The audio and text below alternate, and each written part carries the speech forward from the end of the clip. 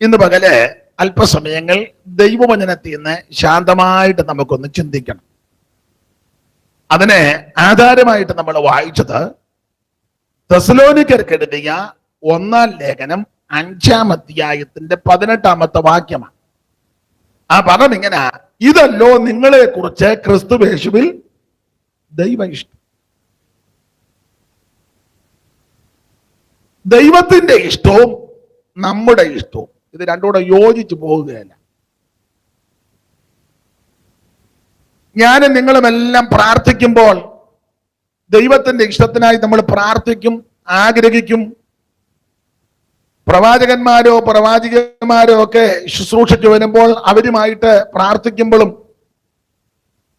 നമ്മൾ ഇങ്ങനെ വാചകങ്ങൾ പറയാറുണ്ട്: കർത്താവേ, അവിടുത്തെ ഹിതം എന്നെ അറിയിക്കണം, അവിടുത്തെ ഇഷ്ടത്തിനായിട്ട് എന്നെ സമർപ്പിക്കുന്നു. അതൊക്കെ നല്ലതാ. പക്ഷെ ഒരു 90% ആൾക്കാരും അവനവന്റെ ഇഷ്ടത്തിനാ ജീവിക്കുന്നത്. 10% മാറ്റുന്നത് എല്ലാ കാലത്തും ഒരു എല്ലാരും വെള്ളം കുടിച്ച് അത്തപ്പോൾ ഒരു 8 പേര് രക്ഷപ്പെട്ടു. എണ്ണ തിട്ടമെടുത്തിയ 6 ലക്ഷം പുരുഷന്മാര്, സ്ത്രീകളും കുട്ടികളും വേറെ. പക്ഷെ അതിലും 2 പേര് അങ്ങ് ചേർന്നു. എല്ലാ കാലത്തും ഉണ്ട്. അപ്പൊ അതുകൊണ്ടാണ് ഞാൻ 90% പറഞ്ഞത്. ഒരു 10. അപ്പൊ 10ന്റെ കൂടെ ആയിരിക്കണം നമ്മളെല്ലാരും. 90ന്റെ കൂടെ കയറിയേച്ച് യോഗം കഴിഞ്ഞ് ഉടക്കൊണ്ടാക്കരുത്. ഇതല്ലോ നിങ്ങളെ കുറിച്ച് ക്രിസ്തുയേശുവിൽ ദൈവ ഇഷ്ടം. ദൈവത്തിന്റെ ഇഷ്ടവും നമ്മുടെ ഇഷ്ടവും. ഈ നമ്മുടെ ഇഷ്ടം പ്രാരംഭത്തിൽ നമുക്ക് നല്ലതാന്ന് തോന്നും. നിങ്ങളുടെ ഇഷ്ടമുള്ളപ്പോൾ ഒത്തിരി കാര്യം അതൊക്കെ നമുക്ക് പ്രാരംഭത്തിൽ തോന്നും നല്ലതാ, ദൈവം ഒരുക്കിയതാ, ദൈവം കൊണ്ടുവന്നതാ, ദൈവത്താൽ സംഭവിച്ചതാ, ഇത് ഭയങ്കരമാ, വിക്ടറിയ, ഇപ്പോഴത്തെ മോഡേൺ, എന്തെന്നില്ലാത്തൊരു സാന്നിധ്യമാ, അസാധ്യമാ. അപ്പൊ പ്രാരംഭത്തിൽ നമുക്കത് സന്തോഷമായിട്ടും വിടുതലായിട്ടും ആനന്ദമായിട്ടും തോന്നും നമ്മുടെ ഇഷ്ടം. പക്ഷേ ഒടുവിൽ പലതും പലതും ദുഃഖത്തിൽ കലാശിക്കും, വേദനയിൽ അവസാനിക്കും, നിരാശയുടെ പടുകുടിയിൽ വീഴും. എന്നാൽ മറുവശം ദൈവത്തിന്റെ ഇഷ്ടം, നമ്മുടെ ഇഷ്ടം പ്രാരംഭത്തിൽ വിടുതലും നന്മയും സന്തോഷവും അനുഗ്രഹമാണെന്നൊക്കെ തോന്നും. പക്ഷെ ഒടുവിൽ പലതും ദുഃഖവും നിരാശയും വേദനയും തകർച്ചയാണ്.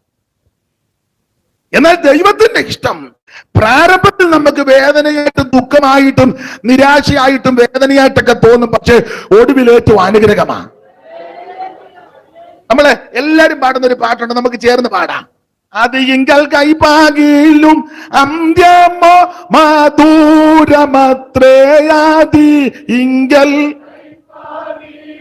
അന്ത്യമോ മധുരമോ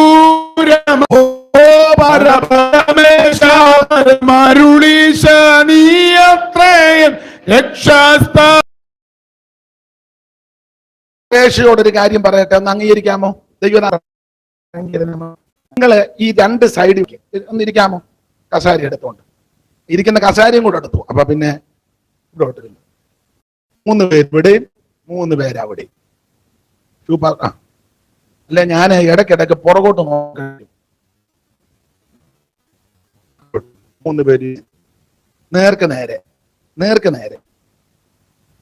എന്നാൽ ദൈവത്തിന്റെ ഇഷ്ടം നമ്മുടെ ഇഷ്ടം പ്രാരംഭത്തിൽ നമുക്ക് സന്തോഷമായിട്ടും വിടുതലായിട്ടും അനുഗ്രഹമായിട്ടൊക്കെ തോന്നും. പക്ഷെ ഒടുവിൽ വലിയ വിനയായിരിക്കും.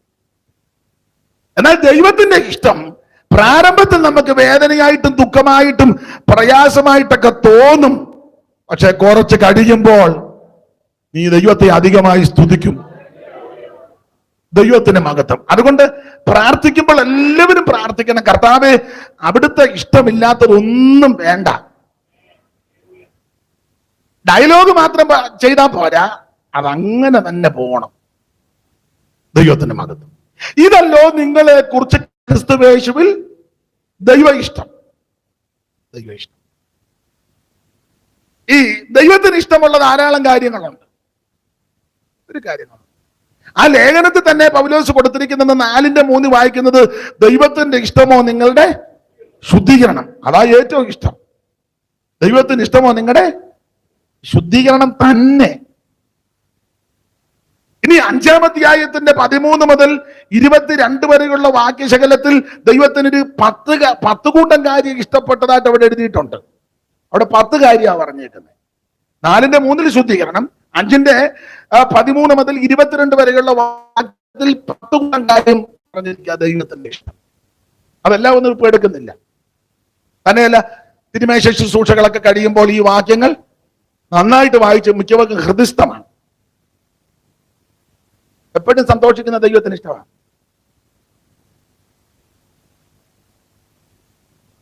മോഹം കണ്ടാ മതി.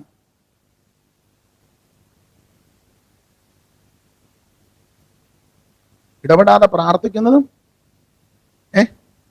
ദൈവത്തിന് ഇഷ്ടമാണ്. എല്ലാത്തിനും സ്തോത്രം ചെയ്യുന്നതും ദൈവത്തിന് ഇഷ്ടമാണ്. സ്തോത്രം ദൈവത്തിന് ഇഷ്ടമുള്ള കാര്യം. യെശയ്യാപ്രവചനം വായിക്കണ്ട, 63 കിടപ്പോണ്ട്, നീതി പ്രവർത്തിക്കുന്നത് ദൈവത്തിന് ഇഷ്ടമാണ്. നീതിയോടെ ജീവിക്കുന്നത്, നീതിയോടെ പ്രവർത്തിക്കുന്നത് ദൈവത്തിന് ഇഷ്ടമാണ്. പത്രോസിന്റെ 1-ാം ലേഖനം 2-ാം അധ്യായത്തിന്റെ 15 നിങ്ങൾ നന്മ ചെയ്തുകൊണ്ട് ബുദ്ധിയില്ലാത്ത മനുഷ്യരുടെ പോച്ചത്വം മിണ്ടാനാക്കണം. അത് ദൈവത്തിന് ഇഷ്ടമാണ്. അതൊന്ന് വായിച്ചേര്. പത്രോസിന്റെ 1-ാം ലേഖനം 2:15. നിങ്ങൾ നന്മ ചെയ്തുകൊണ്ട് ബുദ്ധിയില്ലാത്ത മനുഷ്യരുടെ പോച്ചത്വം മിണ്ടാനാക്കിക്കൊണ്ട് ബുദ്ധിയില്ലാത്ത മനുഷ്യരുടെ പോച്ചത്വം മിണ്ടാനാക്കണം. ദൈവത്തിന് ഇഷ്ടം. നമുക്ക് 2 ഏക്കർ വസ്തു അല്ലെ 1 ഏക്കർ വസ്തു, ഉദാഹരണം ആ ഉടക്കുണ്ടാക്കാനല്ല, നമുക്ക് 1 ഏക്കർ വസ്തു അല്ലെ 1.5 ഏക്കർ 2 ഏക്കർ നിങ്ങളുടെ കുടുംബ സ്വത്തോ പിതാക്കന്മാരുടെ അവകാശമായിട്ട് നല്ല കാര്യം. നിങ്ങളുടെ വീടിന്റെ പുറകിൽ ഒരു 3-4 കുടുംബം, അവർക്ക് വഴിയില്ല. നിങ്ങൾ പെന്തിക്കോസും അവര് കോസിനകത്തല്ല. അപ്പൊ നിങ്ങൾ ചെയ്യേണ്ടത്, അത് നിങ്ങൾ പറഞ്ഞിട്ട് ഞാൻ അടുത്ത പോയിന്റ് പറയുള്ളൂ. പറ, അവർക്ക് പറ. എങ്ങനെ കൊടുക്കണം? ഈ വന്ന കാലത്ത് ഇപ്പോഴത്തെ സാഹചര്യമൊക്കെ അനുസരിച്ച് അവർക്ക് ഒരു വണ്ടി പോകാനും വരാനും വിധത്തിലൊരു വഴി, 2-3 ഏക്കർ ഉണ്ടല്ലോ. ഈ വഴി അവർ ചോദിക്കാതെ കൊടുക്കണം. ശ്രീധര, ഇതിലെ വഴി വെട്ടിക്കോളാൻ പറയണം. അല്ലെ മുസ്ലിങ്ങളാണ് അബ്ദുള്ള, അതിലെ വഴി. എന്നിട്ട് പിറ്റേ ദിവസം നമ്മളെ ലഘുലേഖയായിട്ട് മുഹമ്മദ് ശ്രീധരൻ നമ്മളെ വിളിച്ചു കയറ്റും. അയ്യോ തങ്കച്ച അങ്ങോട്ട് വന്നാട്ട് കാപ്പി കുടിക്ക്, ഭാര്യയോട് പറയും ശാരദയെ കാപ്പി കൊടുക്കടി തങ്കച്ചന്. നമ്മൾ അവിടെ ഒരു പരസ്യോഗം നടത്തിയാലും അവർ മിണ്ടുകയല്ല. അവരോട് പറഞ്ഞ പറയും കസാര കൊണ്ടുതരും. നീ ഇതാ ഉള്ള വഴിയും കൂടെ അടച്ചേച്ചേ. ഉച്ച കഴിഞ്ഞപ്പോ തമ്പേറുമായിട്ട് ഇറങ്ങിയിരിക്കുക തമ്പിയുടെ ഹൃദയം.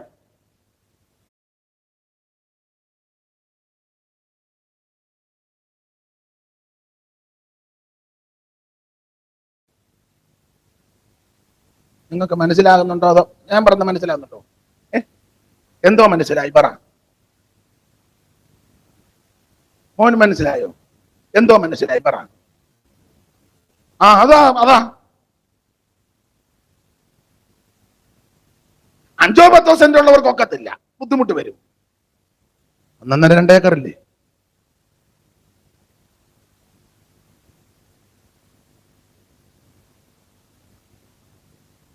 സ്തോത്രം. നമ്മൾ പിറ്റേന്ന് തമ്പിയുടെ ഹൃദയം ലഘുലേഖ പോലും വേണ്ട, അല്ലാതെ അവർ വിളിച്ചു കയറ്റും. ഒന്ന് പ്രാർത്ഥിച്ചു. ഇത് അവന്റെ വഴിയും കൂടെ അടച്ചു വെച്ച് നമ്മൾ കൊല്ലംപടി നിൽക്കുക. ഓടി വാക്ക് അവൻ ഓടി വരും മെറ്റിലുമായിട്ട്. ഒറ്റയേറിനതിനെ മാമയ്ക്ക് മനസ്സിലായില്ലേ ഞാൻ പറഞ്ഞു? വാക്യം ഒന്നുകൂടെ ഉറക്കെ വായിച്ചേ, എല്ലാവരും കേൾക്കട്ടെ.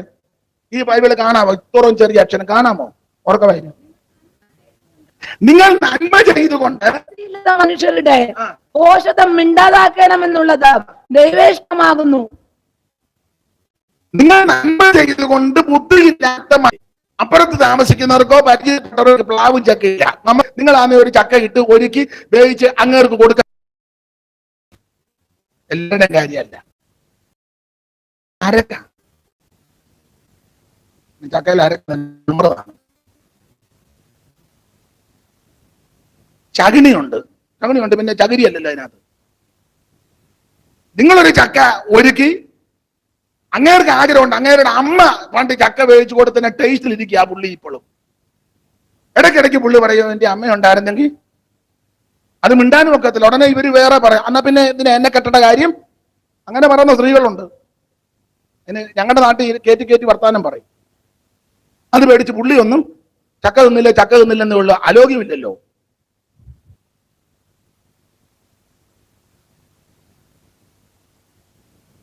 അപ്പൊ നിങ്ങൾ ചക്ക ഇടുന്നുമില്ല, എടുക്കുന്നുമില്ല. ചക്കയുടെ സീസൺ ആയതുകൊണ്ടാണ് ഇത് പറയുന്നത്. അപ്പൊ ഇല്ലാത്തവർ കാണാം, അവരോട് പറയണം 2 ചക്ക ഇട്ടുണ്ടോ. ഇത് അവിടുന്ന് അതിൽ കിടന്ന് ഇരുന്ന് പഴ തീർന്ന് ചീഞ്ഞ് നാറിപ്പോയാൽ പോലും ഒരു കുഞ്ഞുങ്ങൾക്ക്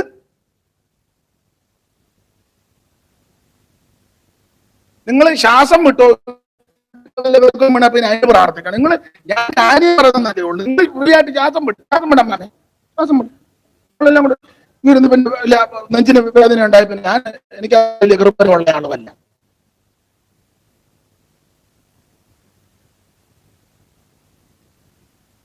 നിങ്ങൾ നന്മ ചെയ്തുകൊണ്ട് ബുദ്ധിയില്ലാത്ത മനുഷ്യരുടെ പോഷത്വം മിണ്ടാതാക്കണം. ദൈവഹിതമാണ്.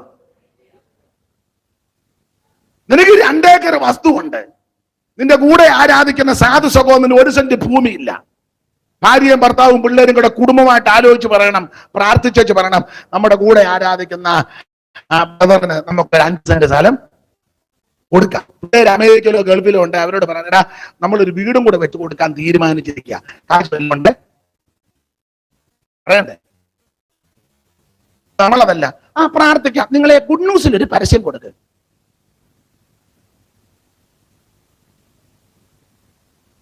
വേണ്ടേ? പറ.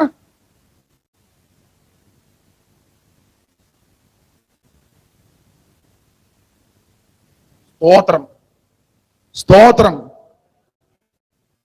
നിന്റെ വീട്ടിൽ 3 ജോഡി സെറ്റ് കിടക്കുക. കൂടെ ആരാധിക്കുന്നവൻ ഒരു കാല് പോലും അവന്റെ വീട്ടിലില്ല. സെറ്റ് കൊടുക്കണ്ട, ഒരു 3 കസാര മേടിച്ചു കൊടുക്കരുതോ? പറ. എന്നിട്ട് അവിടെ ചെന്നിട്ട് കസാര ഇല്ലേ?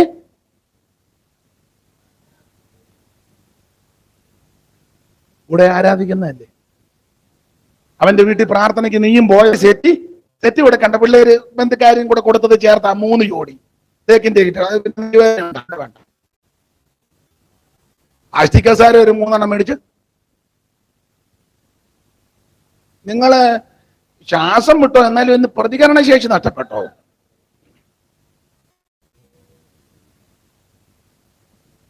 സ്തോത്രം, സ്തോത്രം. നിങ്ങൾ നന്മ ചെയ്തുകൊണ്ട് ബുദ്ധിയില്ലാത്ത മനുഷ്യരുടെ പോഷത്വം വേണ്ട. നീ ഇത് ചെയ്ത് അവൻ മിണ്ടുകയല്ല, മിണ്ടത്തില്ല.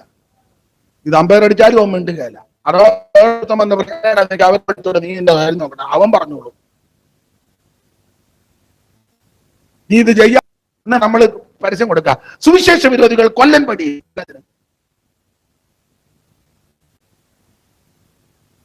നന്മ ചെയ്യണം. സ്തോത്രം, സ്തോത്രം. നന്മയും കൃപയും നിത്യവും എന്നെ പിന്തുടരും. നന്മയും കൃപയും വിൺമയ വീട്ടിൽ നിത്യത മുഴുവൻ ഞാൻ വാഴും. വിൺമയ വീട്ടിൽ നിത്യത മുഴുവൻ ഞാൻ വാഴും. അനുഗമിച്ചിടും ഞാനൻ പരനെ പരനെ ഇന്നും എന്നും മാറ്റമില്ലാത്ത വല്ലഭനെ ഇന്നും എന്നും മാറ്റമില്ലാത്ത വല്ലഭനെ. ഇതല്ലോ നിങ്ങളെ കുറിച്ച് ക്രിസ്തുവേശുവിൽ ദൈവ ഇഷ്ടം, ദൈവത്തിന്റെ ഇഷ്ടം. നിങ്ങൾ നന്മ ചെയ്തുകൊണ്ട് ബുദ്ധിയില്ലാത്ത മനുഷ്യരുടെ പോഷത്വം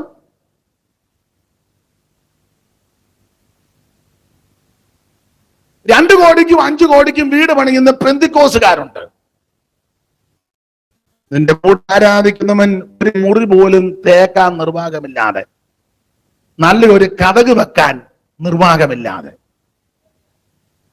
ഒരു ബാത്റൂം പോലും ഇല്ലാതെ, എടാ 5 കോടിക്ക് വീട് പണിയുന്ന പെന്തിക്കോസുകാരാ നിന്റെ പക്കൂടിന്റെ. മറുവശം ചെയ്യുന്ന പെന്തിക്കോസുകാരുണ്ട്, എനിക്കറിയാവുന്ന ധാരാളം പേരുണ്ട്, നിങ്ങൾക്കും അറിയാം. ചെയ്യാത്ത ഏതേലും ചെയ്യുന്നവരുണ്ട്, സ്തോത്രം. പക്ഷെ അവര് പലരും പേരും പ്രശസ്തി ആഗ്രഹിക്കുന്നുമില്ല. അങ്ങനെയുള്ളവരുമുണ്ട്. ഓവര് കുഞ്ഞോളച്ചമ്മ പണ്ട് പറഞ്ഞ ഉദാഹരണം ഒന്നുകൂടെ പറയാം, നിങ്ങൾ കേട്ടുള്ളതാ. കാട്ടിൽ ആന പ്രസവിക്കും, ആരും അറിയുന്നില്ല. അതേസമയം വീട്ടിലൊരു കോഴി മുട്ട ഇട്ടേ കൊക്കി കൊക്കി കൊക്കി കൊക്കി ഉറങ്ങാൻ കിടന്നവന്റെ ഉറക്കവും കൂടെ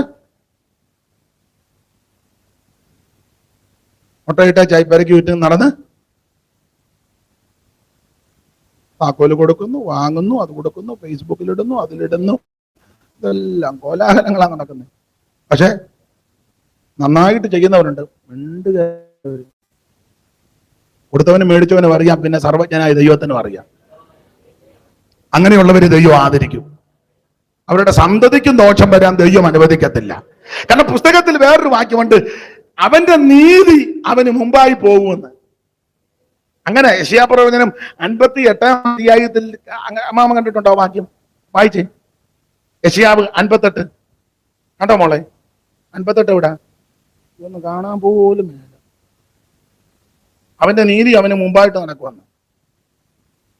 ആ പഴയ ബൈബിൾ ആയിരുന്നെങ്കിൽ ഇങ്ങോട്ട് താള് മറിക്കുമ്പോ ഇടതുവശത്ത് മേളില. ഈ പുതിയ ബൈബിളൊക്കെ ആയതുകൊണ്ട് 59 അല്ലേ അവന്റെ. അതെത്ര വാക്യമാ? 8-ാം വാക്യം. ദൈവരാശി ഉറക്കെ വായിച്ചേ.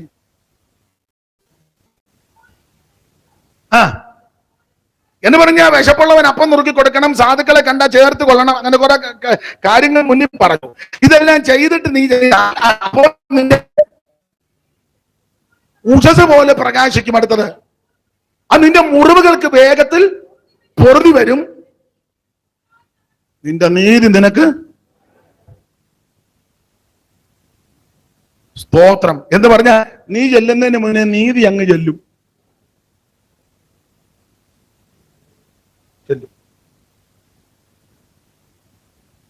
ഞാന് തെറ്റിദ്ധരിക്കരുത്. ഇന്നിപ്പം രാവിലെ ഒരു ഫോൺ കോൾ വന്നു. അപ്പം ഒരാൾ വിളിച്ചു. ഞാൻ പറഞ്ഞു എനിക്ക് പെട്ടെന്ന് മനസ്സിലായി. അപ്പൊ ചെറിയൊരു ഉദാഹരണം കേട്ടോ, ഓർമ്മ വന്നുകൊണ്ട് പറഞ്ഞു ചെറിയ. അപ്പം എൻ്റെ പേര് ഇന്നതാ, പേരൊന്നും ഞാൻ പറയുന്നില്ല, കാരണം ഇതൊക്കെ ലൈവ് ഉള്ളത് കൊണ്ടേ വിളിക്കും ബുദ്ധിമുട്ടുണ്ട്. അദ്ദേഹം വിദ്യാഭ്യാസ മേഖലയിലെ ഉന്നതനായ മനുഷ്യനാണ്. തീവണ്ടി യാത്രയിൽ ഞങ്ങൾ പരിചയപ്പെട്ടതാണ് കുറച്ച് നാൾ മുമ്പ്. എൻ്റെ ഓപ്പോസിറ്റ് അദ്ദേഹം വരുന്നത്. അദ്ദേഹം വേറൊരു വിഭാഗത്തിൽപ്പെട്ട ആളാണ്.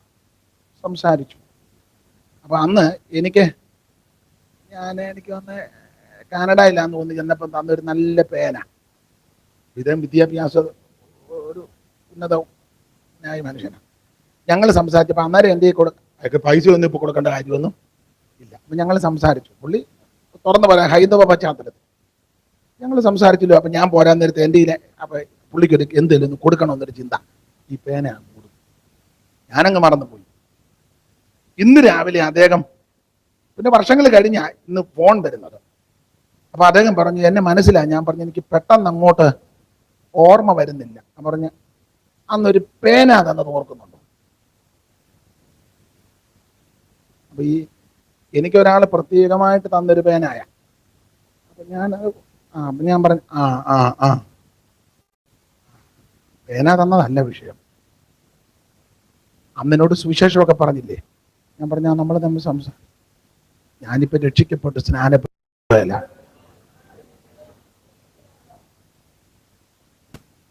സ്തോത്രം.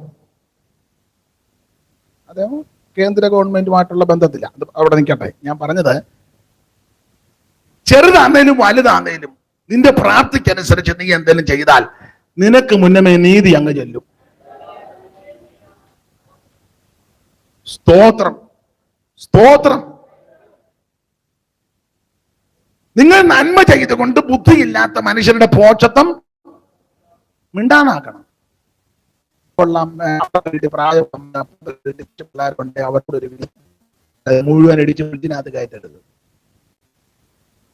ഒരാഴ്ചത്തേക്ക് ഉണ്ടാക്കിയ മനുഷ്യണ്ടാക്കി ചൂടാക്കി തങ്കച്ചനെ കഴിച്ചു ഒരു ഗോത്രം പോലും പറയാതെ പുള്ളി ഇറങ്ങിയിരിക്കുക. പ്രായമുള്ള അപ്പനും അമ്മയും അടുത്ത വീട്ടിൽ അവര് ചിലപ്പോൾ ഹിന്ദുക്കളായിരിക്കും, മുസ്ലിങ്ങളായിരിക്കും, ആരും ആയിക്കോട്ടെ, മനുഷ്യരല്ലേ, പ്രായമുള്ളവരല്ലേ. ഇവിടെ ഭക്ഷണമൊക്കെ ഉണ്ടാക്കുമ്പോൾ സ്മെല്ല് വരികയല്ലേ. അപ്പൊ കാറ്റ് ആ ദിശയ്ക്ക് അടിക്കുകയാണ്. ചിലപ്പോൾ അവിടെ അവർക്ക് ചിലപ്പം അതിനുള്ള പരുവം ഇല്ലായിരിക്കും. ഒത്തിരി ഒന്നും കൊടുക്കാനൊക്കെ എന്നാലും ഒരു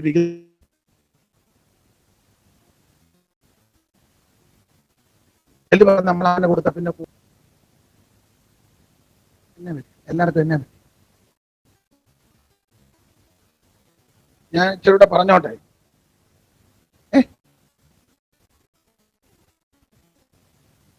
ഇപ്പോൾ നിങ്ങൾക്ക് ഇളക്കുന്നതായിരിക്കും കൂടുതൽ ഇഷ്ടം. അത് നമുക്ക് കേറ്ററിംഗ് എന്നൊരു 3-4 പിള്ളേരെ വിളിക്കണം, അവരാ നന്നായിട്ട് ഇളക്കല്ല. അവിടെ അല്ലേ ധാരാളം ഭക്ഷണം ഉണ്ടാക്കുന്നുണ്ട്, നന്നായിട്ട് അടി പിടിക്കാതിരിക്കാൻ. ഞാൻ എപ്പോഴും പറയും, ഓരോ പ്രസംഗങ്ങൾ കഴിയുമ്പോൾ ജീവിതത്തിന് ക്രമീകരണം ഒരു ബഹളം ഉണ്ടാക്കി വെച്ച് പോകുന്നതല്ലാതെ ഓരോ പ്രസംഗിക്കുന്ന എനിക്ക് കേൾക്കുന്ന നിങ്ങൾക്കും ജീവിതത്തിൽ ക്രമീകരണം വരണം. അങ്ങനെ വരുന്നെങ്കിൽ യോഗം വിജയമാണ്. മാത്രമല്ല സ്വർഗം സന്തോഷിക്കും. ദൈവത്തിന്റെ ഗീതം ഇതല്ലോ നിങ്ങളുടെ യേശുവിൽ ദൈവ ഇഷ്ടം, ദൈവത്തിന്റെ ഇഷ്ടം. തെസ്സലോനിക്ക ലേഖനം നമുക്കറിയാം. ഈ ലേഖനം പൗലോസിന്റെ 2ാമത്തെ മിഷണറി യാത്രയിൽ ആ തെസ്സലോനിക്ക സഭ ഉണ്ടാകുന്നത്. ആ തെസ്സലോനിക്ക സഭയിൽ ഉണ്ടാകാൻ കാരണം ഇവര് അപ്പോസ്തല പ്രവൃത്തികളുടെ പുസ്തകം 17-ാം അധ്യായത്തിന്റെ പ്രാരംഭ വാക്യം വേഗത്തിൽ വായിക്കാം. അപ്പോസ്തല പ്രവൃത്തി 17-ന്റെ പ്രാരംഭ വാക്യം.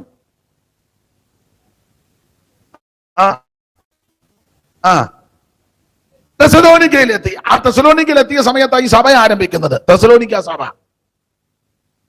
പൗലോസിന്റെ ശുശ്രൂഷയിൽ ഈ സഭ ആരംഭിച്ചു. ഈ തെസ്സലോനിക്ക വിശ്വാസികളുടെ വിശേഷതകളിൽ ഒരു വിശേഷത, ഇവരുടെ വിശ്വാസം വിശ്വപ്രസിദ്ധമായിരുന്നു. ഇവർ രക്ഷിക്കപ്പെട്ട് കൃപയിൽ വന്നു കഴിഞ്ഞപ്പോൾ നല്ല വിശ്വാസമായി. ഇവരുടെ വിശ്വാസം വിശ്വപ്രസിദ്ധം. 1:8 ചടികടാന്ന് വായിക്കണം.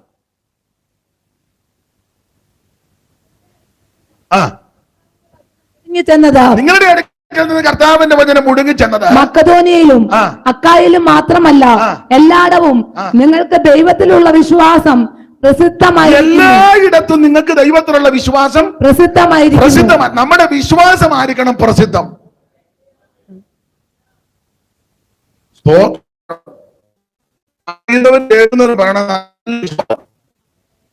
വിശ്വാസം വിശ്വപ്രസിദ്ധമായിരിക്കണം. മറ്റു കാര്യമൊന്നും പ്രസിദ്ധമായില്ലെങ്കിലും ഇത് പ്രസിദ്ധമായിക്കൊണ്ടിരിക്കുന്നതെല്ലാം വേറെ വിഷയങ്ങളാണ്. അവിടെ കൗൺസിൽ നടന്ന ഭയങ്കര അടിയായിരുന്നു. ആ സഭയിൽ സെക്രട്ടറിയും പാസ്റ്ററും കൂടെ ബോൾത്ത. ഇതൊക്കെ അറിയുന്നു. കമ്മിറ്റിയിൽ ഒരുത്തൻ മറ്റവനെ കുത്തി. ആ സഭയിൽ ഒരു മുക്കുടിയൻ ഉണ്ടായിരുന്നു. അവൻ ഈയിടെ കുടിച്ച് ഓടയ്ക്കകത്ത്. ആ സഭയിൽ പ്രശ്നം ഉണ്ടാക്കുന്ന നുണയും കോതിയും തന്നെയാ പുള്ളിക്കാരി. ആ സഭയിലെ മൂപ്പൻ ഒരു അച്ചായനുണ്ട്. അച്ചായൻ പുള്ളിയുടെ സ്വന്തം സഹോദരനുമായിട്ട് മിണ്ടുകയില്ല.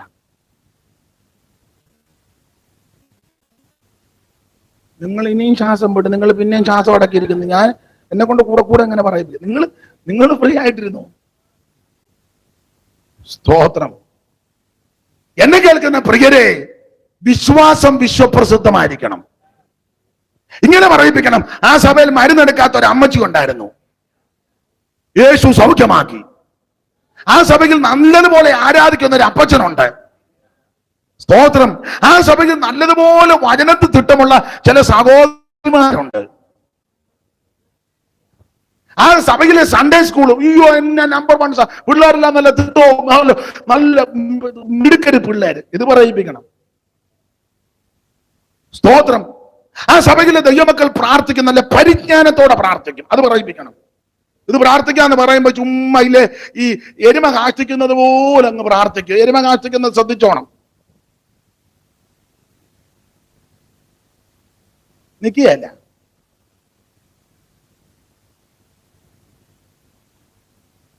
നിങ്ങളിപ്പോ ചിന്തിക്കുക, പുള്ളി സംസാരം അത്ര നല്ലതല്ലെന്നാ. അല്ല, അങ്ങനെ പറഞ്ഞെങ്കിൽ മര പറഞ്ഞല്ലേ കൊടിയിടുന്നേ. നല്ല കാര്യം പറയിപ്പിക്കണം. ആ സഭയിലെ ദൈവമക്കൾ നമ്മളൊരു പാട്ട് മതി, അവരങ്ങനെ പാടി കൂടെ അത് പറയിപ്പിക്കണം. ആ സഭയിൽ ഉപവസിച്ച് പ്രാർത്ഥിക്കുന്ന കുറെ ആൾക്കാരുണ്ട്. ആ സഭയ്ക്ക് ആരാധിക്കുന്ന കുറെ ദൈവമക്കളുണ്ട്. ആ സഭയിൽ എല്ലാവരും കൂട്ടായ്മയ്ക്ക് വരും. ഇടമീറ്റിംഗ് വെച്ചാലും വെള്ളിയാഴ്ച വെച്ചാലും ഉപവാസ പ്രാർത്ഥന അതിലും സമയം സഭ നല്ല കൂട്ടമാണ്. ആ സഭയിൽ ഇരിക്കുന്ന ശുശ്രൂഷനെ അവർക്ക് ഭയങ്കര ബഹുമാനമാണ്. അത് പറയിപ്പിക്കണം. അവിടെ 7 ഭാഷ 4 കാല് വാരി വെച്ച് പുള്ളി എടുത്ത് മലത്തി അടിച്ചേച്ച് നെഞ്ചിന് കൂടുകുത്തി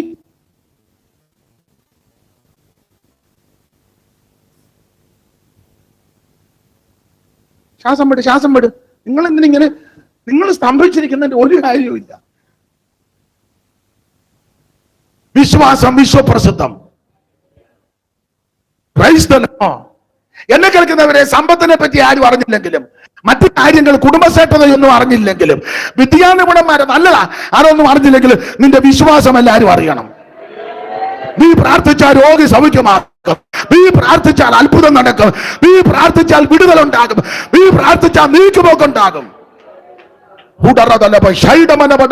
വിശ്വാസം വിശ്വപ്രസിദ്ധമാകട്ടെ.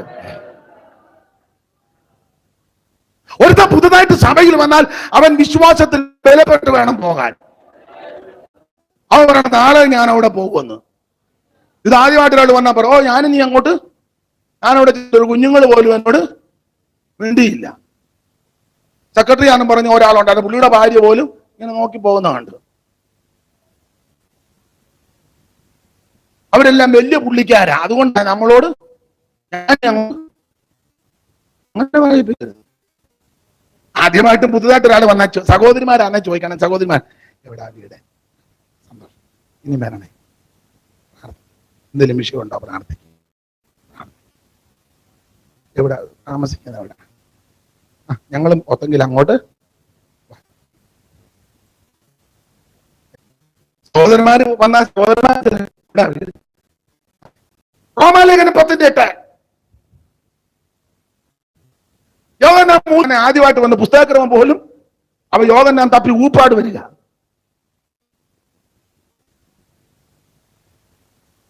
മനസ്സിലാകുന്നുണ്ടോ?